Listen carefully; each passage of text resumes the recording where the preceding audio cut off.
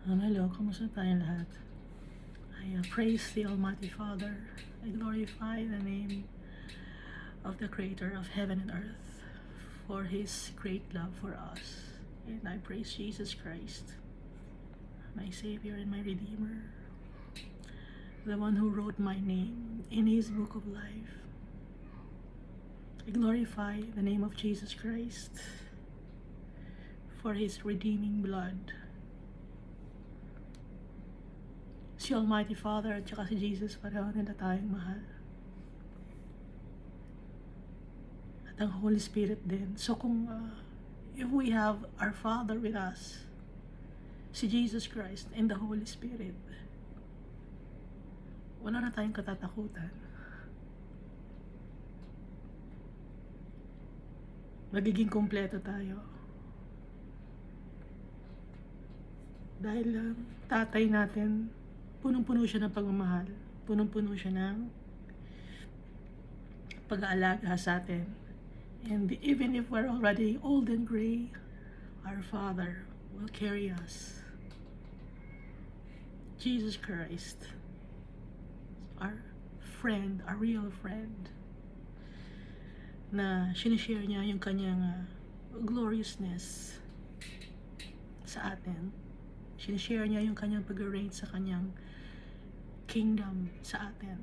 At ang Holy Spirit na lagi sa atin nag-guide, nagpapaalala sa atin, showering us with spiritual gifts and fruits of the Holy Spirit. Last time we read Jeremiah chapter 29.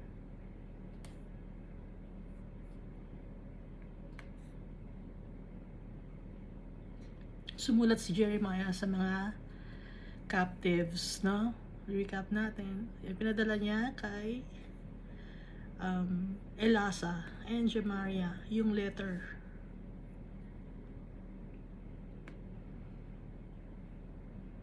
Sa mga captives sa Babylon, sumulat siya. At nilagay niya sa sulat ay yung mga sinabi ni Almighty Father na gumawa kayo ng family sa Babylon. Mamuhay kayo ng normal. Sabi ni Almighty Father. Seek peace. Huwag kayo makikipag-away.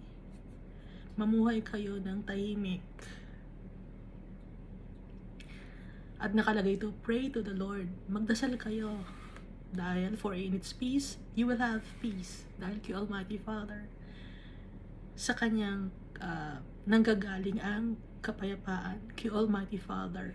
Wala nang iba pa tayong makukuhanan ng peace kundi kay Almighty Father lang.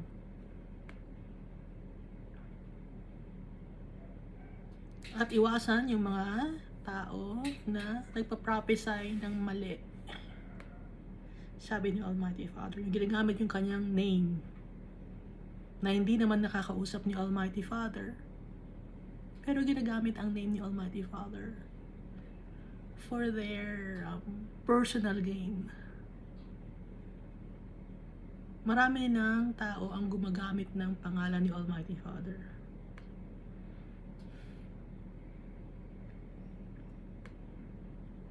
So, paano natin malalaman kung sino yung mga totoong servants of the Lord? Makikita natin sa kanila ang fruits of the Holy Spirit.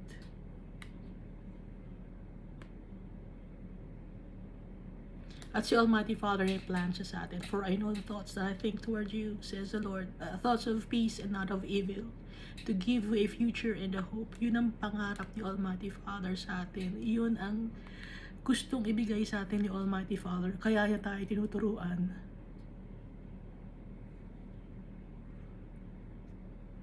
Kaya nung time na to, dinala niya yung mga tao sa Babylon para matutong magpasakop sa government, matutong magpasakop sa nakakataas. Then you will call upon me and go and pray to me and I will listen to you. Si Almighty Father, lagi siyang nakikinig sa atin. Kung magpe-pray tayo sa Kanya, hahanapin natin siya. makikinig si Almighty Father sa atin. And you will seek me and find me. Mahanap niyo ako. Search for me with all your heart. Sa paghahanapin natin si Almighty Father, dapat buong puso, wholeheartedly, hahanapin natin yung tatay natin. Pag sinabing wholeheartedly, may kasamang pagpapakumbaba yun. Pagsusumamo, pagmamakaawa. Dahil on our own, we cannot do anything. Tapos, sabi ni Almighty Father, mahanap niyo ako, I will be found by you. And I will bring you back from captivity. I will gather you from all the nations and from all the places where I have driven you, says the Lord. And I will bring you to the place from which I caused you to be carried away captive. Igagather ko ulit kayo. Hinayaan ko kayo mapunta sa iba-ibang lugar para matuto kayo. Ngayon, pag natapos na yun, igagather ko ulit kayo.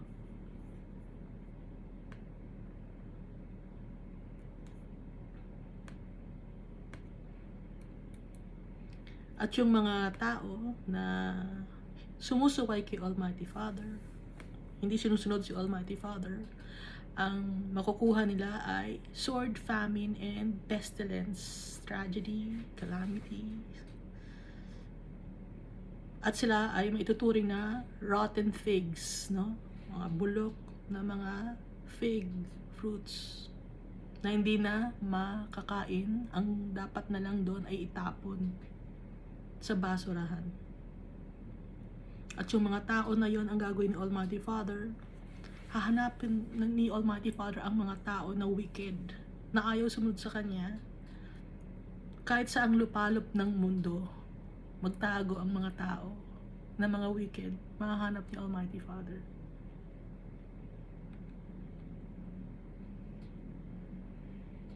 Itatapon sila ni Almighty Father sa eternal damnation. Dahil sila ay matitigas ang ulo, hindi sila pinadala ni Almighty Father, pero gumagawa sila ng sarili nilang istorya, nag-iimbento. Hindi nakalagay sa Bible yung kanilang mga itinuturo. At yung mga salita ni Almighty Father, tinitwist, dinadagdagan, binabawasan.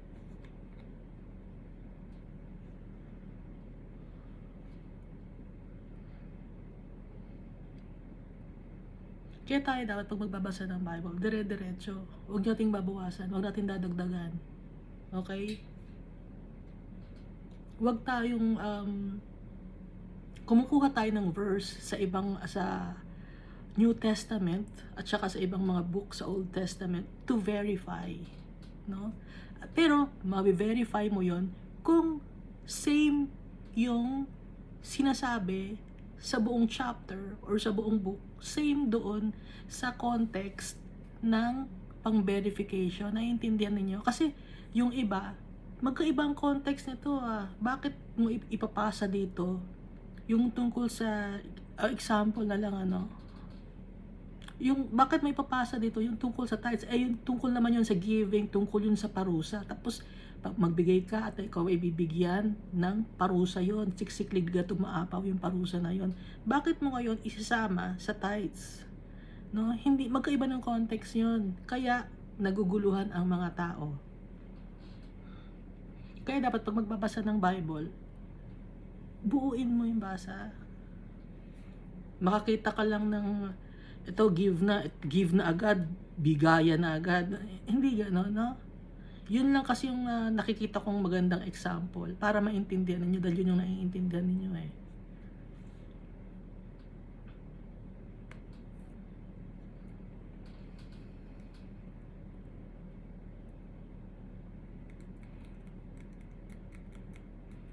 At saka yung mga prophet, hindi lang ito yung kino-consider na mga spiritual prophets, no, na galing kay Almighty God. May mga prophet din ngayon na nagfo-foresee ng mga weather, weather forecaster, meteorologist, yung science nagfo-forecast na rin.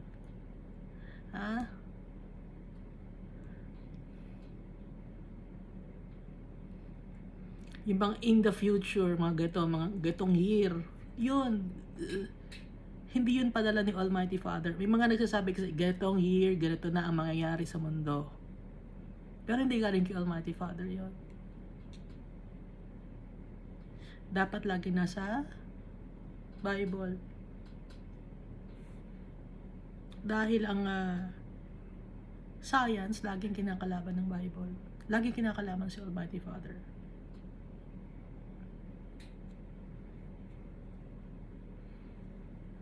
Mas matagal na si Almighty Father. Siya ang creator ng mundo.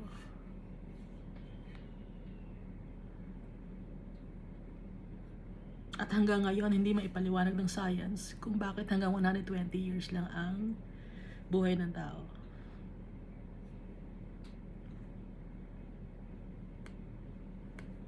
At hindi rin maipaliwanag ng science na sabi ay galing daw tayo sa monkey. Kung galing tayo sa monkey, bakit hanggang ngayon may monkey pa rin? Ano? Kung galing tayo sa monkey, bakit may monkey pa rin? Ano yun, hindi sila nag naiwan, ganon?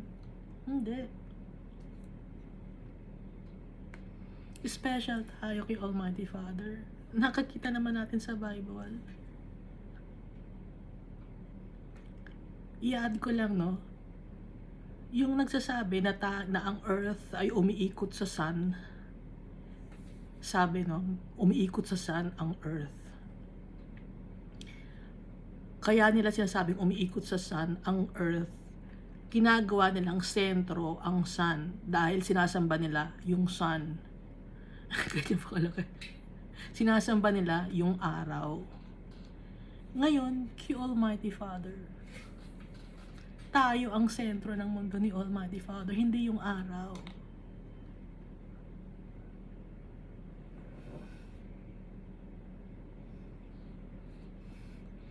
Basahin natin ang Book of Genesis para makita natin. Ulitin niyo. Alam ko nabasa niyo na yung Book of Genesis. Pero naniniwala pa rin kayo kung paano itinuturo sa atin sa school kung ano ang korte ng mundo. Balikan natin. Anong sabi ni Almighty Father? Go back to the old path. Balikan niyo. Tingnan niyo ulit. Book of Genesis.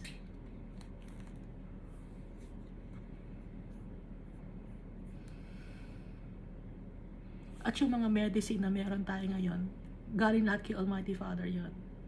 Galing lahat sa mga gamot yung halaman na pinaprocess yon. Galing lahat sa nature yon. Galing lahat sa kapaligiran natin. Okay? Isa pa, no? Iyaan ko lang. Dati, yung mga kumadrona, namamana nila yun sa mga magulang nila. Yung mga kumadrona, yung mga nagpapaanak, namamana nila sa magulang nila yun kung paano magpaanak ng tao. Ngayon, dahil sa namamana nila, natututo sila magpaanak, di ba? Kahit hindi sila nakapag-aral ng midwifery. Ngayon, idinagdag na ng science ang midwifery. Ginawa nasa college na, di ba? Ginawa ng science para masabi na lisensyado ka ng magpaanak. Para mapagkakakitaan. Mas mahal ang bayad. Nag-aaral ka para meron kang lisensya. Pero nung unang panahon, dumadami naman ang tao. Kahit hindi naman nag-aral ang mga tao na magpaanak. Nakikita ninyo ngayon ang ibig sabihin ko. Pinagkakakitaan.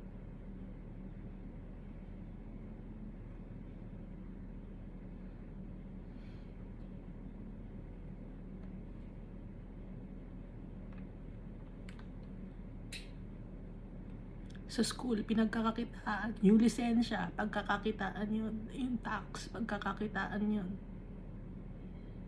Simpleng bagay, ginawang komplikado ng tao just for the money.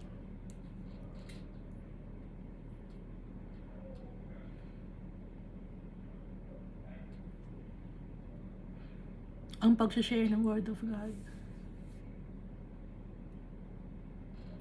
ginawa ng school. Pag hindi ka accredited or wala kang certificate or diploma, hindi ka pwedeng magturo. Pinagkakitaan. Ang Bible, libre. Salita ni Almighty Father, libre. Hindi na babayaran ng Holy Spirit. Hindi na babayaran si Almighty Father. Hindi na mabayaran si Jesus Christ.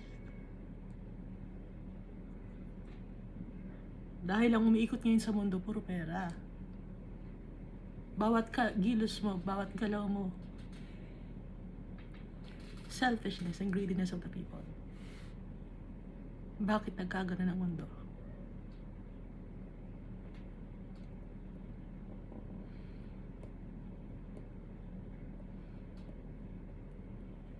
Kaya si Almighty Father, tinuturuan tayo.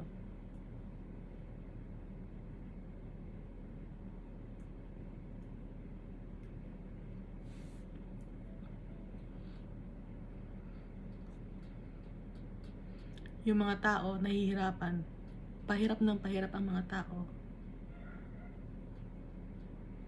Kung makikita nyo dati, simpleng buhay lang, no?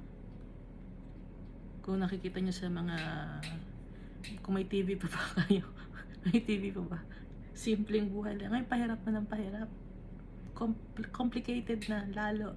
At lalong mga, dumadami ang mga tao na may depression.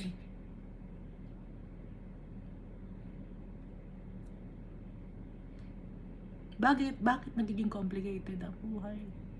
Sino nagpapahirap? Dahil sa atin, dahil sa kasalanan natin.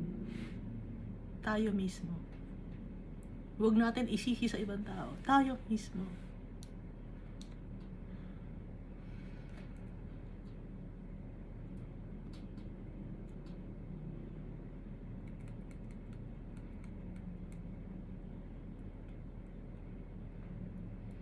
Kaya ngayon, pag titingin ka lang ng, i-check mo lang kung uulan ba o araw. Titingin ka lang, di ba, sa langit kung uulan o hindi, kailangan mag-aral ka ng 10 years para maging doktor ka, para malaman mo kung araw ba o uulan. Ano?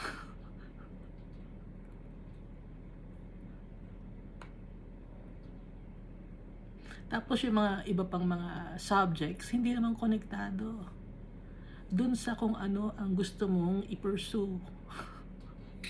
Naiintindihan ninyo? Hindi naman konektado. Para pampadagdag lang. Ano man tawag doon, electives? Pampadagdag lang ng bayad.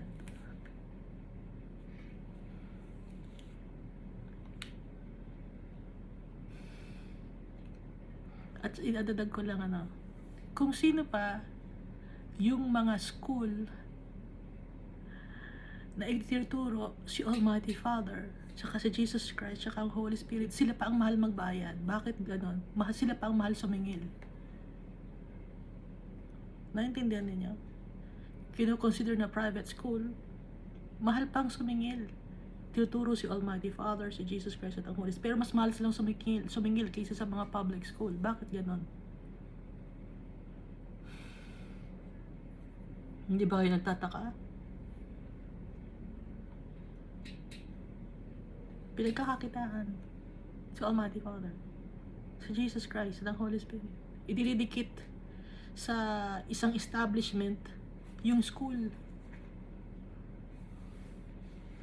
Idinidikit sa isang building ng congregation ang school para pagkakitaan.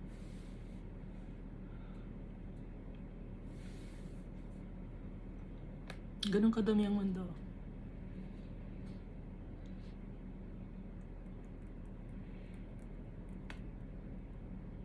Nawala na yung essence ng pag-worship kay Almighty Father dahil ang isip na lang ng tao, kailangan kumita ako, kailangan makabawi, nagpagawa tayo ng building, kailangan makabawi.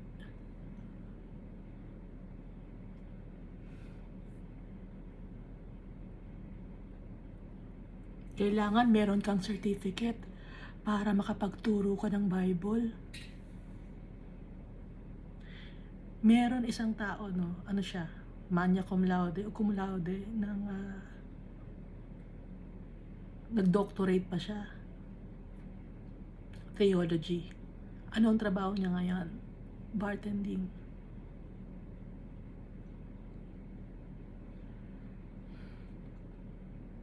Doctorate yun na. Bartender siya ngayon. Nagmi-mix ng alak. Doctorate in theology ngayon, nagmi-mix ng alak. Dahil si Almighty Father, hindi mo makukuha or matututunan si Almighty Father nang dahil lang sa may mga taong nagtuturo sa'yo. Kailangan natin si Almighty Father mismo ang magtuturo sa atin, ang Holy Spirit, si Jesus Christ mismo. Dahil ang mga tao ngayon, puro pakitang tao na lang. Hindi totoo.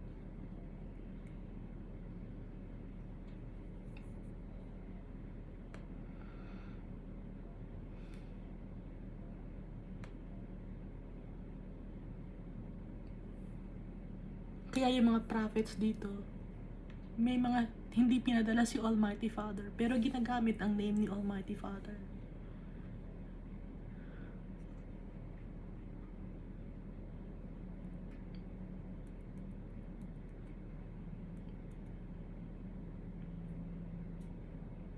Gaya ni Shemaiah, no? Anong gagawin ni Almighty Father kay Shemaiah? Kasi si Uriah pinatay na niya. Tsaka si Hananiah. At tsaka si sino ba yung dalawang lalaki na ginamit din ang pangalan ni Almighty Father? Nagtuturo ng mga kamalian sa mga tao. Kung magtuturo ka ng mali sa tao, gagalit si Almighty Father sa'yo. Dahil kaluluwa ang pinag-uusapan dito. Importante kay Almighty Father ang kaluluwa ng tao.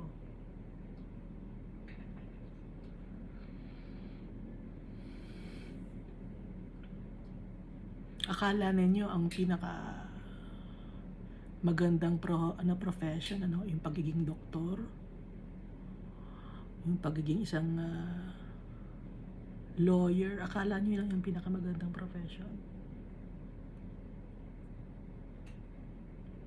Yun ang makakatulong sa tao. Hindi, ang makakatulong sa tao yung ipinapadala ni Almighty Father, na hindi lang katawan ng tao ang pinagagaling ni Almighty Father, kundi yung puso.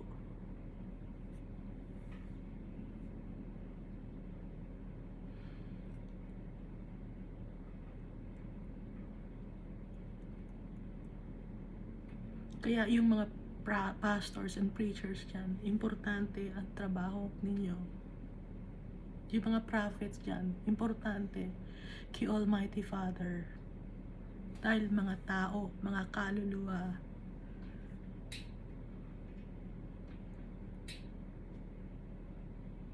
ang nakasalalay. Mapupunta sa impyerno yung mga kaluluwa na yon kung mali ang ituturo ninyo sa mga tao.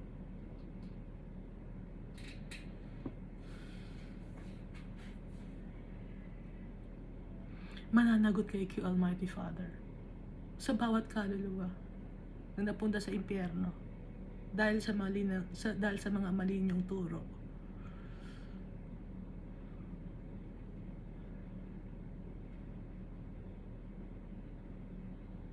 Mananagot kayo kay Almighty Father. Ituro natin sa tao magbasa ng Bible. Kilalanin si Almighty Father. Huwag magdadagdag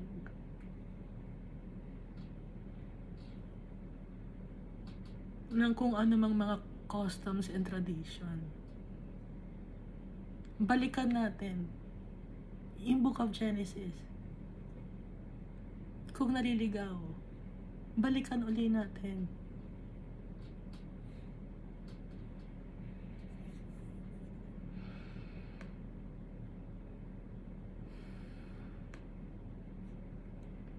Kaya ang daming tao ngayon ang ayaw ng sumunod kay Almighty Father. Ayaw ng maniwala sa mga preachers and pastors. Dahil pati yung mga preachers and pastors and priests naliligaw din.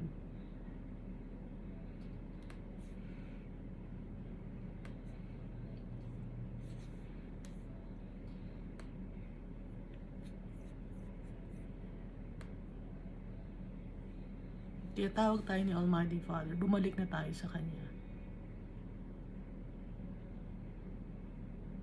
Huwag puro selfishness ang isipin ninyo. Isipin natin yung kaluluwa ng tao.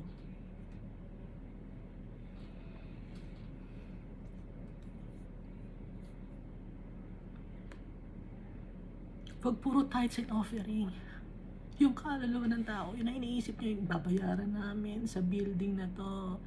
Monthly kasi mahal ang binabayaran namin, nagpagawa tayo ng building. Bakit yun ang isipin mo? Isipin mo yung kaluluwa ng tao, ng mga members ninyo.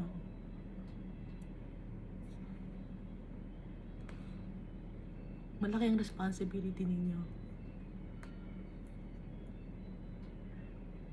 Kay Almighty Father kayo mananagot.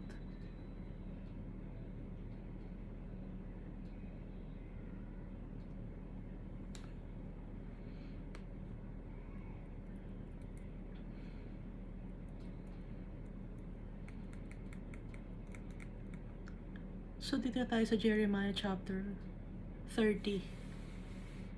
The word that came to Jeremiah from the Lord, saying, Thus speaks the Lord of God of Israel, saying, Write in a book for yourself all the words that I have spoken to you. Inutusan ni Almighty Father si Jeremiah na isulat sa book or i-compile lahat ang mga message ni Almighty Father. Isulat niya kung ano yung mga sinabi ni Almighty Father nung ganitong panahon. Kaya nga, diba, nakalagay in the year of the reign of the King Zedekiah.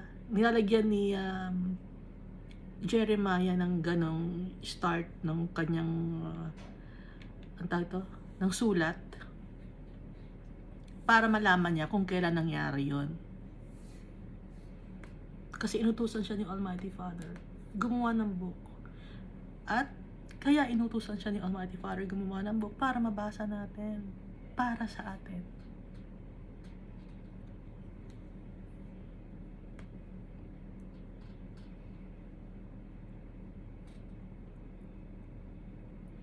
Alam ni Almighty Father,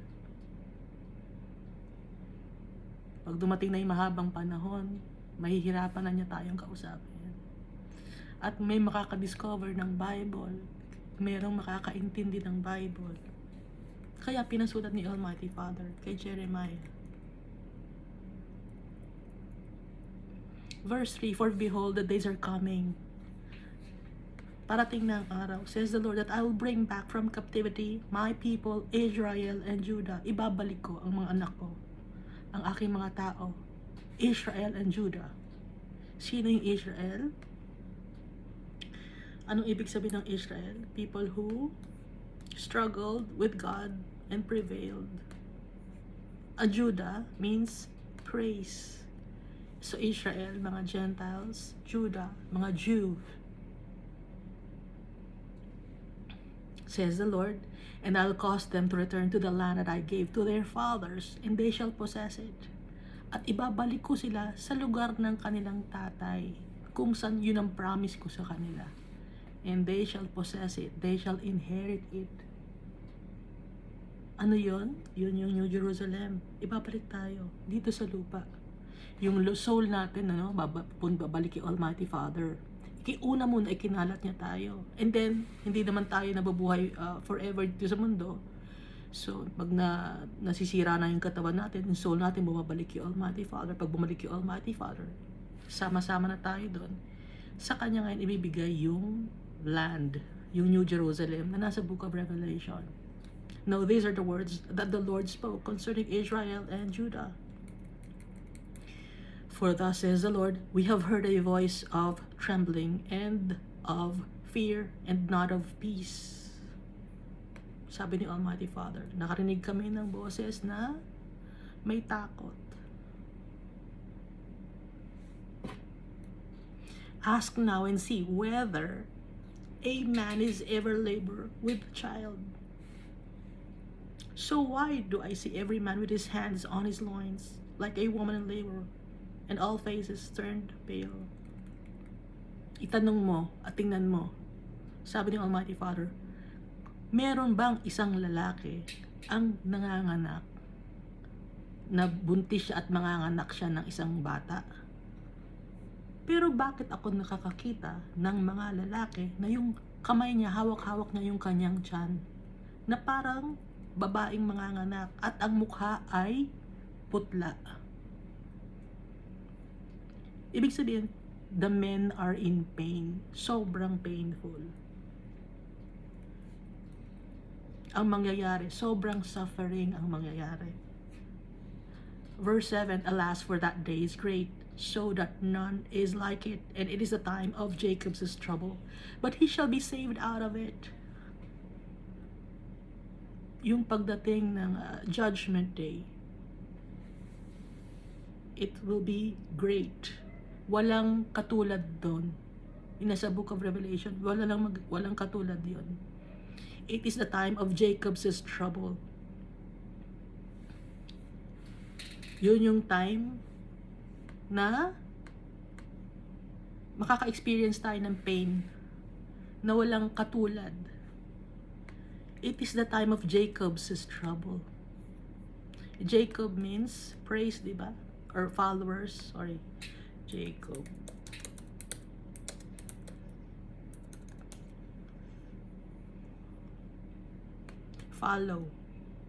Followers of God. And it is time for the followers of God to be in trouble, but he shall be saved out of it. Kahit na makaranas tayo ng trouble sa judgment day, pero masasave tayo. So nakita ninyo, walang rapture. Dahil kahit si Jacob, makaka-experience siya ng trouble. So ibig sabihin, kahit ang mga followers ni Almighty Father, makaka-experience ng trouble. So walang rapture akong nakikita dito sa Book of Revelation. Sa Book of, Book of Revelation, wala. Dito sa Book of Daniel, Book of Isaiah, Book of Jeremiah, Book of Ezekiel, Book of Zechariah, wala. Dahil lahat-lahat makaka-experience ng Judgment Day. Lahat-lahat nasa great harvest. Verse 8, for it shall come to pass in that day, says the Lord of hosts, that I will break his yoke from your neck, and I will burst your bonds. Foreigners shall no more enslave them. Mangyayari. Palalayain na tayo ni Almighty Father.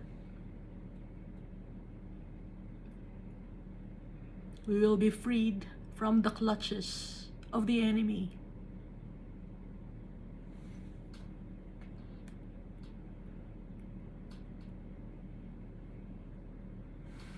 Una, magkakaroon tayo ng trouble, pain and suffering. Pero, dadaan ang oras na yon. For it shall come to pass in that day, at matatanggal naman yung bondage natin from sin, from enslavement, from the clutches of the enemy. Verse 9, but they shall serve the Lord their God and David their king, whom I will raise up for them. Sinong paglilingkuran nila? Si Almighty Father. Si Almighty Father ang paglilingkuran natin. And David their king. Bakit? Nung time na to, wala na si David nung sinulat ito ni Jeremiah, no?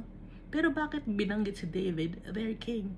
Kasi ang binabanggit na David, their king dito, si Jesus to. Dahil alam natin na si Jesus galing sa lineage ni David. Okay? So, sino ang paglilingkuran natin? Si Almighty Father at saka si Jesus Christ. Whom I will raise up for them. I will raise up. Sino ang who has risen from the dead? Si Jesus Christ. Nakasama natin si Jesus Christ. Okay? Son of God, Son of Man. Nagkaroon ng flesh and bones si Jesus Christ. May blood si Jesus Christ. Kaya, whom I will raise up for them. Paglilingkuran natin si Jesus Christ. At ang tatay natin. Verse 10, therefore, do not fear, O my servant Jacob. Tayo. Huwag tayong matakot. Tayo mga servants ni Almighty Father. Says the Lord, nor be dismayed, O Israel. Huwag tayong matakot, huwag tayong ma-depress or discouraged. For behold, I will save you from afar. Ililigtas tayo ni Almighty Father, and your seed from the land of their captivity. Jacob shall return, have rest, and be quiet, and no one shall make him afraid. Hindi na tayo matatakot. Wala na tayong dapat ng katakutan sa darating na oras na yan. Dito sa Revelation chapter 18 verse 4. And I heard another voice from heaven saying, Come out of her, my people, lest you share in her sins, and lest you receive of her plagues. Come out of her, my people. Come out of Babylon. Come out of the bondage that you are in. No? Itong ibig sabihin nun. Umalis kayo dyan. Huwag kayo makipartake sa kasalanan. Para hindi nyo maranasan yung mga calamities, mga plagues, yung mga tragedies na curse. Huwag kayong makipag-partake, huwag kayong makisali. Dahil iba kayo, yun ang ibig sabihin. Kaya yung mga tao na hindi nakikisali sa gawain ng mundo na to, yun ang isa-save ni Almighty Father. Mga tao niya, the people of the Lord. Verse 11 ng Jeremiah chapter 30, For I am with you, says the Lord, to save you, though I make a full end of all the nations where I have scattered you. Yet I will not make a complete end of you, but I will correct you in justice, and will not let you go altogether unpunished. Kasama ninyo ko para iligtas kayo, sabi ni Almighty Father. Yung ibang mga nations, masisira sila kung saan ko kayo ikinalat. Diba kalat-kalat tayo? Tayo na mga nagtitiwala kay Almighty Father, kay Jesus Christ at sa Holy Spirit, kalat-kalat tayo.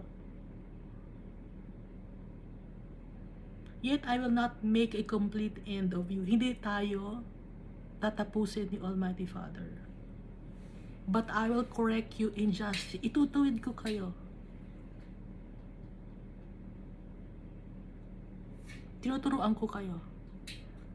And will not let you go altogether unpunished. Pero hindi ko kayo pakakawalan or hindi ko kayo hayaan na hindi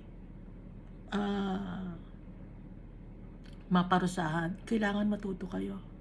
Sabi ni Almighty Father. So, meron bang rapture? Kasi lahat I will not let you go altogether unpunished. Meron bang rapture? Wala. Lahat tayo pantay-pantay, lahat tayo makasalanan, lahat tayo nagkulang sa tatay natin. Pero, ang pagkakaiba nga lang, may mga tao na nagkasala, i-stop nila ang kanilang kasalanan at magtitiwala kay Almighty Father. At meron namang mga tao na nagkasala at itinutuloy nila ang kanilang kasalanan. Hindi sila natatakot kay Almighty Father.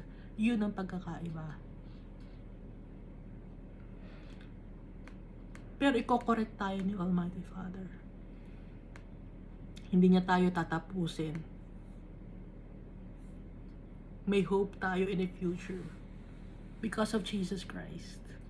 Verse 12, For thus says the Lord, Your affliction is incurable, your wound is severe. Sabi ng Almighty Father, tingin niya sa atin.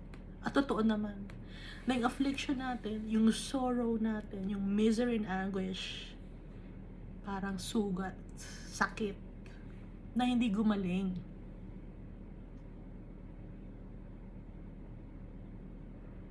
Your wound is severe, napakalalim ng sugat mo. Acute, terrible, painful, awful, yung sugat mo, yung kasalanan mo na nagawa. Sabi ni Almighty Father, tayong lahat ito, lahat tayo naging cause ng kasalanan ng ibang tao. Lahat tayo gumawa ng kasalanan. Kaya nakalagay ito, your affliction is incurable, your wound is severe. Kaya nga di ba pag nagpapagaling si Jesus Christ, sin no more. Kasi nga, yung kasama sa ating physical affliction, yung spiritual wounds natin, yung kasalanan natin, kasama sa physical yun. Kaya tayo nagkakasakit, kaya tayo namamatay. It's because of kasalanan, of our sins. And so your affliction is incurable. Your wound is severe. Verse 13, there is no one to plead your cause. Walang tumutulong sa'yo. That you may be bound up. Para lagyan ka ng gamot. Para lagyan ka ng tourniquet. No? Para lagyan ka ng tourniquet. Tsaka ng ang tawag doon? Gasa. You have no healing medicine. Walang gamot na lunas ng sakit mo. Anong sakit natin? Kasalanan. Verse 14, all your lovers have forgotten you. Kinalimutan ka na ng mga tao nagmamahal sa'yo. Kinalimutan ka na. They do not seek you. Hindi ka nila hinahanap. Walang may tunay na nagmamalasakit sa'yo. Dahil lahat ng tao afflicted. Lahat ng tao may sugat. Lahat ng tao, yung wound nila severe, malala. Kaya, sinong uunahin nila? Yung sarili nila. Kaya, nagiging mag-isa ka ngayon. Dahil mag-isa tayo, walang tumutulong sa atin. For I have wounded you with the wound of an enemy. Inadmit ni Almighty Father. Walang tinatago si Almighty Father. For I have wounded you with the wound of an enemy. Inalaw ni Almighty Father na masaktan tayo. Nakikita ninyo? Ina-admit ni Almighty Father. He's very honest. Inalaw niya na masaktan tayo emotionally, physically, mentally. Dahil matitigas ang ulo natin. Dahil sa kasalanan natin. With the chastisement of a cruel one. Matindi ang pagpaparusang ginawa ko. Sabi ni Almighty Father sa inyo, for the multitude of your iniquities, sinugatan kita dahil ang dami mong kasalanan. Nagkasakit ka dahil ang dami mong kasalanan. Nagsasuffer ka dahil ang dami mong kasalanan. Because your sins have increased. Dumami ang kasalanan mo. Konti lang una, paunti-unti lang kasalanan mo, ano? Sisinungaling ka na ng konti.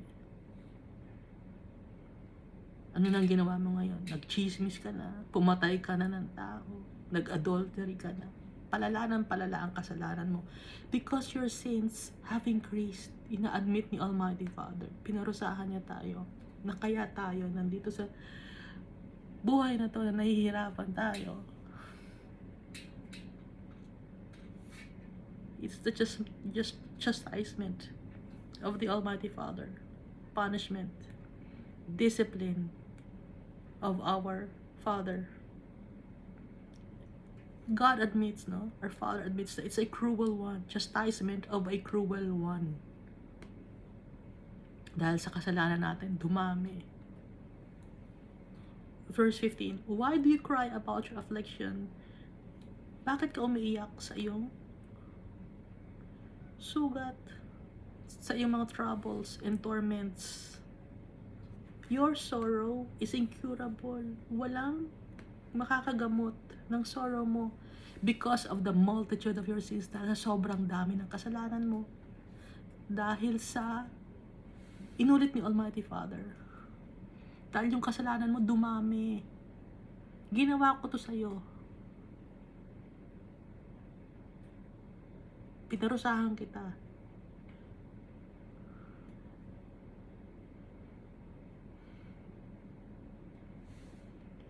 Lahat tayo pantay-pantay. Lahat tayo may pain, may sufferings, may trauma sa buhay. Why? It's because of our sins.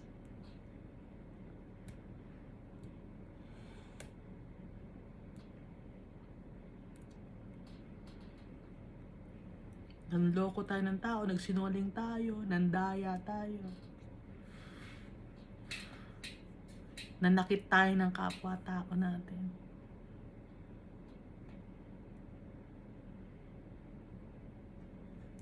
Ginawa ni Almighty Father yun to teach us, to chastise us. Verse 16, therefore, all those who devour you shall be devoured. Kung sino man yung tao na nang abuso sa'yo, aabusuhin din sila. Kung sino man yung mga kalaban mo nang kumalaban sa'yo, lahat sila ay may tatapon sa impyerno. Those who plunder you shall become plunder. Kung sino man ang nagnakaw sa'yo, linakawan ka, sila rin nanakawan din sila in many ways possible. And all who prey on you, or all who prey upon you, I will make a prey. Kung sino man yung nanakit sa'yo, nag-harm sa'yo, yung tinarget ka, yung binuli ka, ibubuli ko rin sila, i-harm ko rin sila, ita-target ko rin sila, sasaktan ko rin sila dahil sinaktan ka.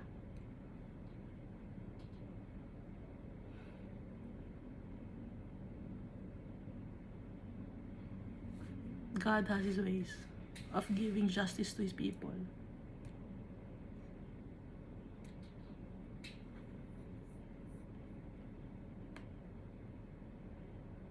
He will avenge us. But of course, we also sinned against our Father. But He will avenge us. Mabait pa rin ang tatay natin sa atin, si Almighty Father. Pinarusahan niya tayo, pero bibigyan niya tayo ng justice. Verse 17, for I will restore health to you. Ibabalik ko ang iyong kalusugan. And heal you of your wounds. Papagalingin ko yung mga sakit mo, hindi gumaling na sugat mo. Papagalingin ko. Makakapagpagaling lang ng mga pains and sufferings natin, si Almighty Father. Hindi niya naiisip na sometimes when you're alone, naiisip mo yung sarili mo, naiiyak ka, may pain pa rin sa heart mo. Although, alam mo na nawala na yun, pero pag naalala mo, there's still pain. Yung mga experiences mo, natututo ka. But darating ang oras, God will heal our wounds. Mawawala yung pain na yun. Ang papalit doon ay joy and peace.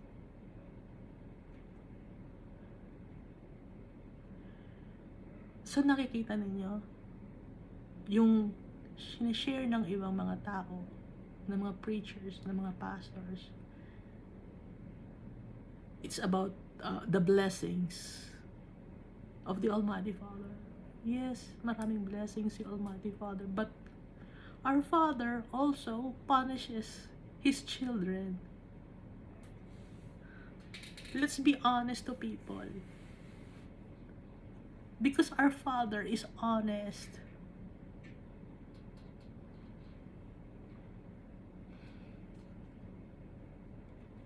Kailangan ko pa bang isa-isahin yung mga pains and sufferings ng tao?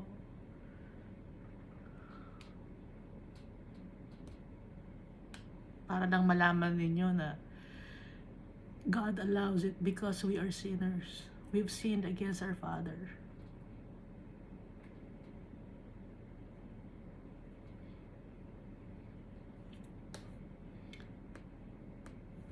Pero kahit na nagkasala tayo kay Almighty Father, He will restore our health and heal our wounds. Because they called you an outcast, saying, this is Zion, no one seeks her. May mga tao na nagtatawag sa atin na pinapersecute nila tayo, na walang nag-aalaga sa atin, no one's taking care of us, people have rejected us, walang nangangailangan sa atin. nakalagay, because they have called you an outcast, saying, this is Zion, no one seeks her. And then dito sa verse 18, thus says the Lord, behold, I'll bring back the captivity of Jacob's tents, and have mercy on his dwelling places. That city shall be built upon its own mound, and the palace shall remain according to its own plan. I-restore ni Almighty Father yung bahay.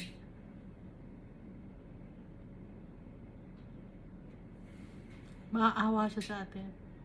Yung plan pa rin niya ang masusunod, yung grand master plan niya. Ano yon? The city shall be built upon its own mound. Anong city yon? The New Jerusalem. Galing sa ruins dahil itong mundo ay sisirain ni Almighty Father. Pero, it will be restored. At ang galing sa ruins or sa mounds, the city shall be built upon its own mound. And the palace shall remain according to its own plan. Kung ano yung plano ni Almighty Father noon, yun pa rin ang plano niya. Bibigyan pa rin niya tayo ng lupa, ng bahay, na matatawag nating atin. At ang magre-reign doon, si Almighty Father, si Jesus Christ. Verse 19, and then out of them shall proceed thanksgiving. At nang dahil doon tayo ngayon may papasalamat. And the voice of those who make merry, magiging joyous tayo. Shouts of joy and thanksgiving. I will multiply them, and they shall not diminish. May mga souls na sa heaven, at yung mga tao sa great harvest, yung mga souls na yun, dadami ngayon tayo. And I will glorify, and I will also glorify them, and they shall not be small. Itataas tayo ni Almighty Father. And He will be the one who will lift us up.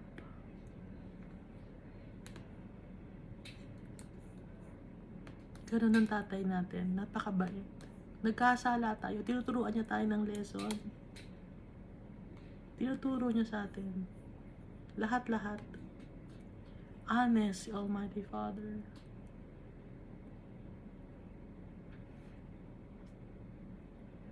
Basahin ulit natin ito, no? John chapter 17, verse 20 up to 28. I do not pray for this alone, but also for those who will believe in me through their word, that they all may be one, as you, Father, are in me and in you, and I in you, that they also may be one in us. So magiging kaisa natin si Almighty Father at saka si Jesus Christ, that the world may believe that you sent me. Nang sa ganon, maniwala ang mundo na ang pinadala si Jesus Christ, the Almighty Father. And the glory which you gave me, I have given them. Yung gloriousness ni Almighty Father na binigay niya kay Jesus Christ, ibinibigay niya rin sa atin. Kaya nga, nilagay dito, I will also glorify them, and they shall not be small. Sabi ni Almighty Father, na nagbe-verify sa sinasabi ni Jesus Christ. Nakikita na ninyo?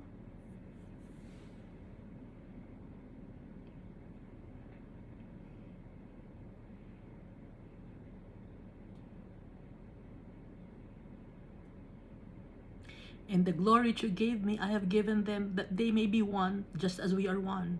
I in them, and you in me, that they may be made perfect in one, and that the world may know that you have sent me, and have loved them as you have loved me. Mahal tayo ni Almighty Father, gaya ng pagmamahal niya kay Jesus Christ.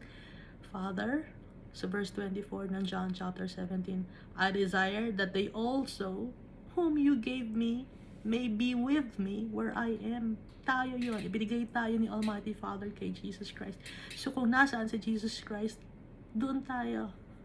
That they may behold my glory, which you have given me. For you have loved me before the foundation of the world. O righteous Father, the world has not known you, but I have known you. And these have known that you sent me. And I have declared to them your name. And will declare it, that the love with which you loved me may be in them, and I in them. Yung pagmamahal ni Almighty Father, nasa sa atin, pati na rin yung pagmamahal ni Jesus Christ, nasa sa atin.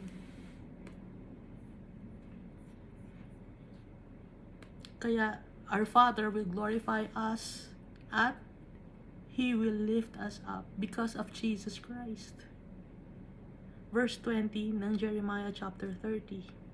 Their children also shall be as before, and their congregation shall be established before me, and I will punish all those who oppress them. The Almighty Father will recognize the assembly of His people, and He will give justice to His people.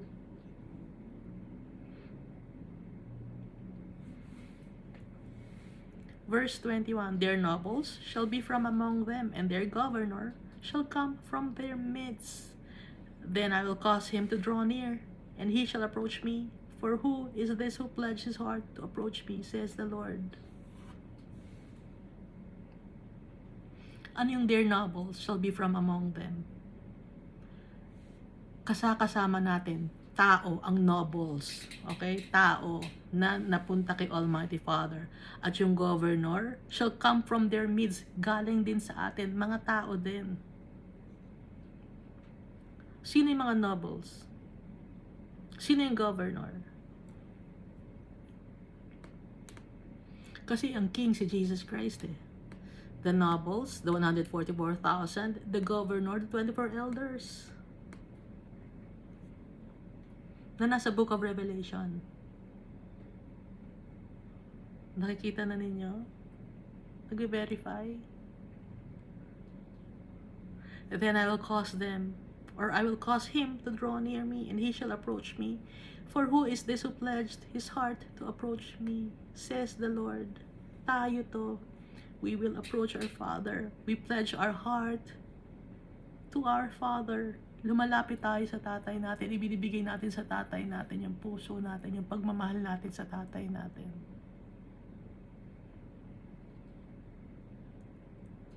Verse 22, you shall be my people, sabi ni Almighty Father, and I will be your God. Hindi na tayo mag-iisa.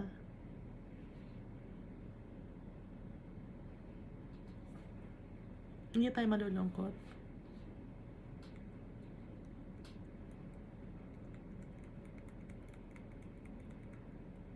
Verse 23, behold, the whirlwind of the Lord goes forth with fury, a continuing whirlwind. It will fall violently on the head of the wicked. Ngayon, may mga tao na arrogant and wicked. Ayaw magpasakop kay Almighty Father. Ayaw mag-surrender kay Almighty Father. Ayaw i-acknowledge si Almighty Father. So, anong mangyayari ngayon? Whirlwind of the Lord goes forth with fury, yung galit ni Almighty Father. Ibubuho sa mga tao na ayaw maniwala sa Kanya, ayaw magtiwala sa Kanya. It will fall violently on the head of the wicked.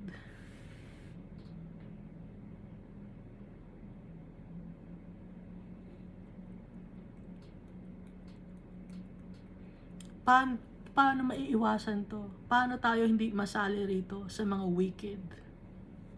Kasi yung mga wicked, mapaparusahan sila. Anong gagawin dapat natin? James chapter 4, verse 7 to 10. Therefore, submit to God. Resist the devil, and he will flee from you. Draw near to God, and he will draw near to you. Cleanse your hands, you sinners, and purify your hearts, you double-minded. Lament and mourn and weep.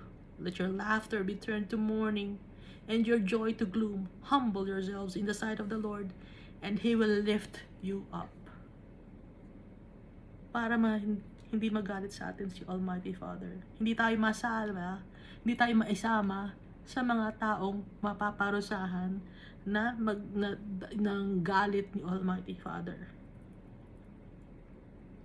Verse 24 of Jeremiah chapter 30. The fierce anger of the Lord will not return until He has done it, and until He has performed the intents of His heart. in the latter days, you will consider it. Malalaman ninyo sa latter days, sa end of times, end of the ages, yung galit ni Almighty Father. Gagawin ni Almighty Father yun. At mangyayari yun. Hindi titigil si Almighty Father sa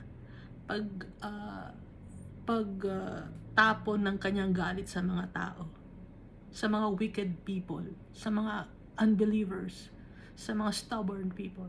Hindi matatapos yung galit ni Almighty Father hanggat may galit pa siya sa puso niya dahil nga sa kadumihan ng ginagawa ng mga tao.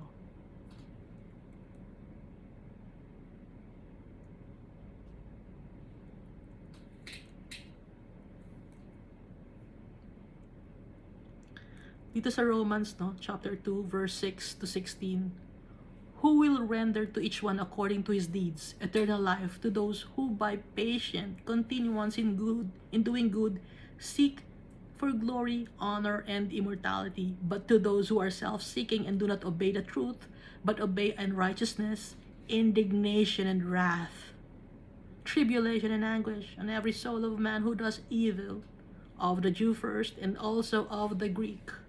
Pag sinabing Jew, yun yung mga Judah, Greek, mga Gentiles. But glory, honor, and peace to everyone who works what is good, to the Jew first, and also to the Greek or the Gentiles. For there is no partiality with God. For as many as have sinned without law, will also perish without law. And as many as have sinned in the law, will be judged by the law.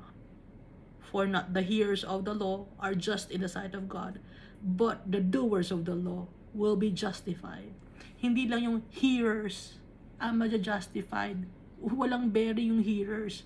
Sino ang masisave? Doers of the law. They will be justified. For when Gentiles, who do not have the law by nature, do the things in the law, this, although not having the law, are a law to themselves, who show the work of the law written in their hearts, their conscience also bearing witness, and between themselves their thoughts accusing or else excusing them, in the day when God will judge the secrets of men by Jesus Christ, according to my gospel. Yun yung Romans chapter 2, verse 6 to 16. So dito sa Jeremiah chapter 30, lahat ng tao pantay-pantay kay Almighty Father. Lahat nagkasala. Lahat pinarusahan. At lahat paparusahan. Napaka-lalim ng sugat natin dahil sa mga kasalanan na ginagawa natin sa araw-araw. Mga kasalanan na nasa puso at isipan natin. Sinira nating buhay, sinaktan natin ang mga tao.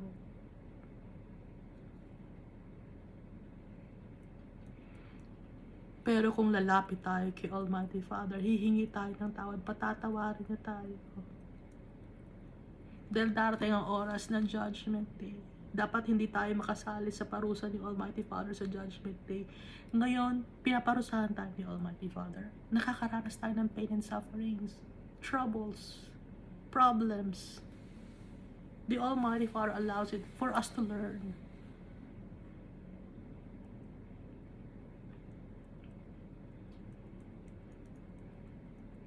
Ang magra-reign sa atin si Almighty Father and Jesus Christ. Isa-save tayo ni Almighty Father. Tatanggalin niya sa atin yung bandage of sin. Paggagalingin niya tayo sa ating mga sakit ng kasalanan. Yung wound natin, severe, malalim, parang cancer, kumakalat. Yung sugat natin, bulok. Alam nyo naman yung cancer, diba? Bulok yun, nabubulok sa loob. Ganon ang sakit natin. Kinalimutan na tayo ng ibang mga tao dahil pati sila rin, ganon din, pare-pareho, may sugat, may sakit, hindi gumagaling. Inalaw ni Almighty Father na masugatan tayo.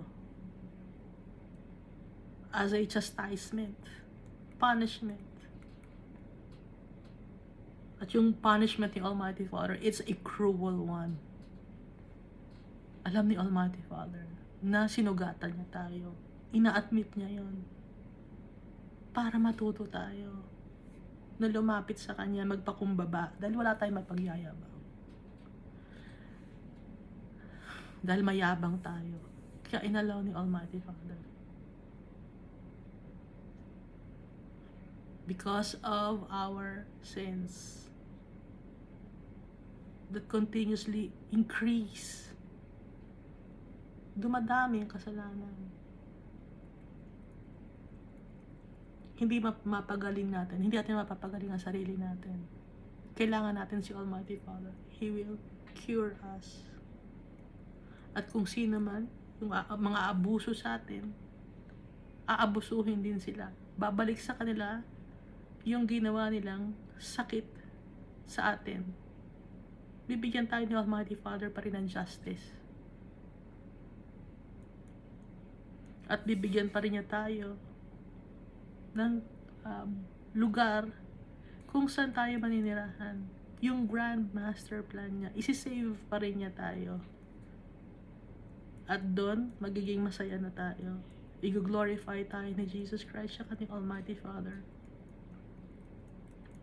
At manggagaling sa atin, yung mga nobles and governors, mga tao, na i-appoint ni Almighty Father, like the 24 elders, like the 144,000. No? At yung mga tao na ayaw magbago, magtiwala kay Almighty Father, they will suffer the wrath, the fury of the Creator of the world.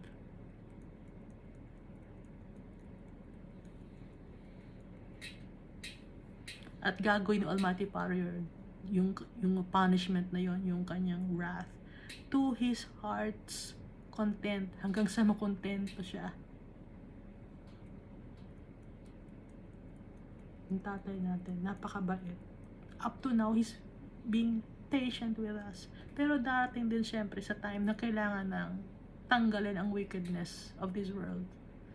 Nang sa ganun mabigyan tayo ng justice at maibigay sa atin yung ating inheritance. Napakasakit, no? It's very painful. Each one of us, may pain tayong dala-dala. May mga tao na akala natin masaya sa buhay, pero deep inside, they have pain.